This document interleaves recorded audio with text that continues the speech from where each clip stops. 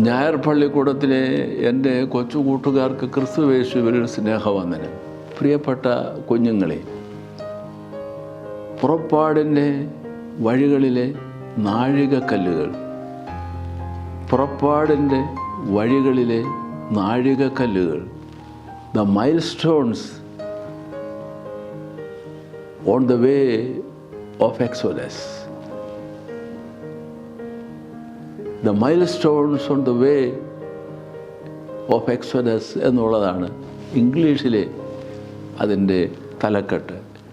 പുറപ്പാടിൻ്റെ വഴികളിലെ നാഴികക്കല്ലുകൾ. ഒന്ന്, പ്രതിസന്ധിയും പോംവഴിയും. The crisis and the deliverance in ഇംഗ്ലീഷിൽ. The crisis and the deliverance. നമുക്ക് ഇസ്രായേലിൻ്റെ പുറപ്പാടിനെ സംബന്ധിച്ചാണ് നമ്മൾ ചിന്തിക്കുന്നത്. പുറപ്പാട് പുസ്തകം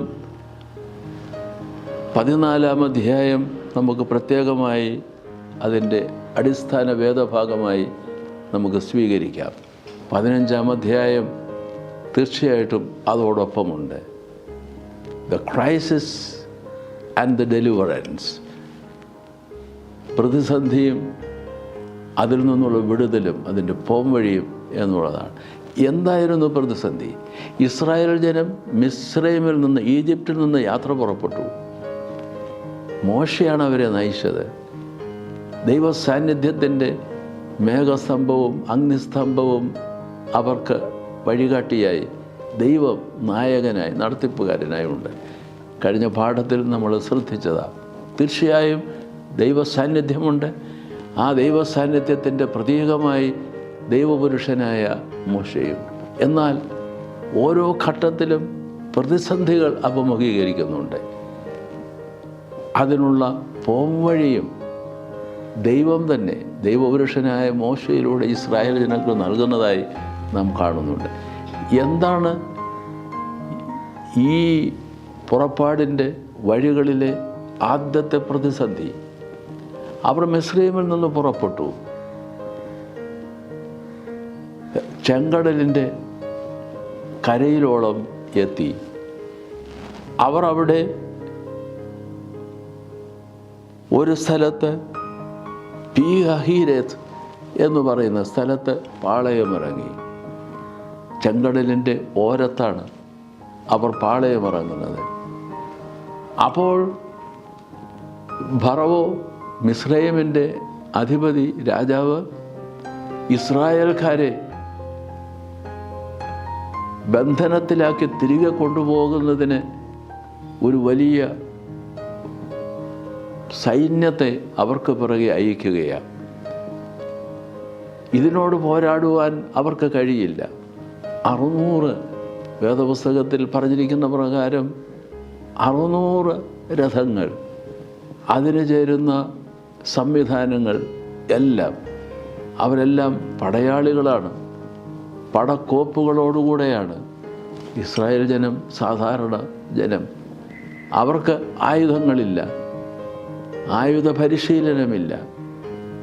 ഈ ഒരു വലിയ പ്രതിസന്ധിയിൽ ദൈവം അത്ഭുതകരമായി എങ്ങനെ ഇടപെടുന്നു എന്നുള്ളതാണ്.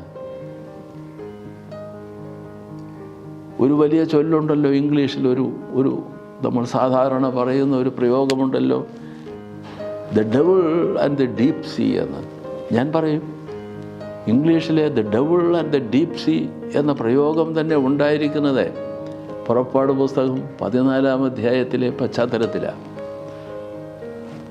ഇസ്രായേൽ ജനം പീഹഹീരത്ത് എന്ന് പറയുന്ന സ്ഥലത്ത് ചെങ്കടലിൻ്റെ ഓരത്തായി അവർ കൂടാരമടിച്ച് അവിടെ ഇരിക്കും. അവിടെയാണ്. ആ സന്ദർഭത്തിലാണ് ഞാൻ സൂചിപ്പിച്ചതുപോലെ ഫറവോയുടെ സൈന്യം. തീർച്ചയായിട്ടും ഫറവോ ഇവിടെ പ്രതീകാത്മകമായി നിൽക്കുന്നത് പൈശാചികമായ ഒരു ശക്തിയായിട്ടാണ്. The devil. ചെങ്കടൽ ആഴക്കടലായി നിൽക്കുകയാണ്.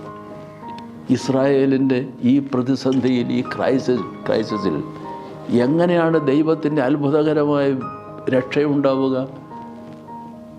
അതെങ്ങനെയാണ് ഈ പ്രതിസന്ധിയെ മറികടക്കുവാൻ കഴിയുക? അതിനുള്ള പോംവഴി എന്താണ്? അത്ഭുതകരമായ ദൈവത്തിൻ്റെ ഇടപെടൽ നമുക്കവിടെ കാണാൻ സാധിക്കും.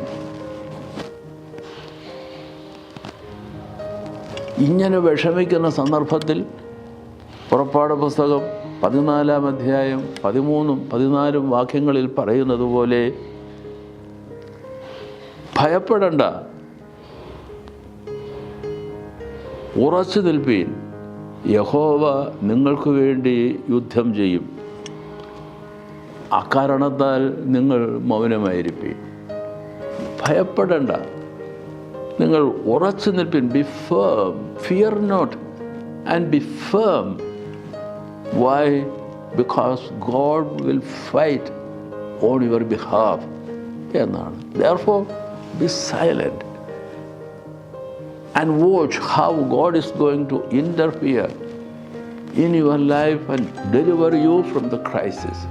ഈ വലിയ പ്രതിസന്ധിയിൽ നിന്ന് ദൈവം എങ്ങനെ നിങ്ങളെ വിടുവിക്കുന്നതെന്ന് അത്ഭുതകരമായി നിങ്ങൾക്ക് കാണുവാൻ ദൈവം നിങ്ങളുടെ ജീവിതത്തിൽ ഇടപെടും. ഈ പ്രതിസന്ധിയുടെ സന്ദർഭത്തിൽ ഇസ്രായേൽക്കാരെല്ലാം ഭ്രമിച്ചു പോയി. മോശയാകട്ടെ ദൈവസന്നിധിയിലേക്ക് ചെന്നു. ഈ വലിയ പ്രതിസന്ധിയിൽ നിന്ന് എന്താണ് പോംവഴി എന്ന് ആലോചിക്കുന്നു, ദൈവത്തോട് ദൈവസന്നിധിയിൽ സമർപ്പിക്കുന്നു. അപ്പോൾ ദൈവം പറയുക, ടേക്ക് യുവർ സ്റ്റാഫ്, നിൻ്റെ വടി നീ എടുക്ക്, നിൻ്റെ കയ്യിലെടുക്ക്. ആ വടിക്ക് പുറപ്പാട് പുസ്തകത്തിൽ തന്നെ പറയുന്നത് the staff of the lord, യഹോവയുടെ വടി, ദൈവത്തിൻ്റെ വടി എന്നാണ്. God's staff, the lord's staff. അത് നീ കയ്യിലെടുക്ക്. അവനത് കയ്യിലെടുത്തു. നീ ഒന്ന് ചെന്നിട്ട് ചെങ്കടലിൻ്റെ നേരെ തിരിഞ്ഞ് വടി കയ്യിൽ പിടിച്ചുകൊണ്ട് കൈ ഉയർത്തി നീ ചെങ്കടലിനെ രണ്ടായി വിഭജിക്കുക. Cleave the whole sea into to.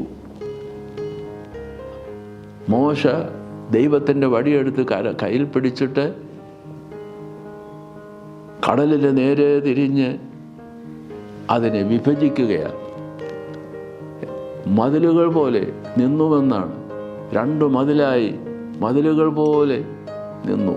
നടുക്ക് ഉണങ്ങിയ നിലം. ഇസ്രായേൽ ജനം ആ ഉണങ്ങിയ നിലത്തുകൂടെ അക്കരയ്ക്ക് പോകുന്നതായി നമുക്ക് കാണാൻ സാധിക്കുന്നുണ്ട്. ദൈവത്തിൻ്റെ അത്ഭുതകരമായ ഇടപെടൽ നമ്മളുടെ ജീവിതത്തിൽ എങ്ങനെ ഉണ്ടാകുന്നുവെന്നുള്ളതിന് ഒരു വലിയ പ്രതീകാത്മകമായ ഒരു സംഭവമായി നാം ഇതിനെ കാണുന്നുണ്ട്. ദൈവം ഇടപെടുന്നു. ദൈവം നമ്മെ സംരക്ഷിക്കുന്നു. ദൈവം നമ്മെ രക്ഷിക്കുന്നു. ദൈവത്തിൻ്റെ സംരക്ഷയുടെ സാന്നിധ്യം രുചിച്ചറിയുവാൻ നമുക്ക് കഴിയും. God interferes in your life. God will interact with the people of God, signifying that God is present in our midst. നമ്മുടെ ഇടയിൽ ദൈവമുണ്ട്. ദൈവം നമുക്ക് മുമ്പേ പോകുന്നു. ദൈവം നമുക്ക് വഴികാട്ടിയായി മുമ്പേ പോകുന്നു എന്നും നമുക്ക് ഈ സംഭവത്തിലൂടെ കാണുവാൻ കഴിയും.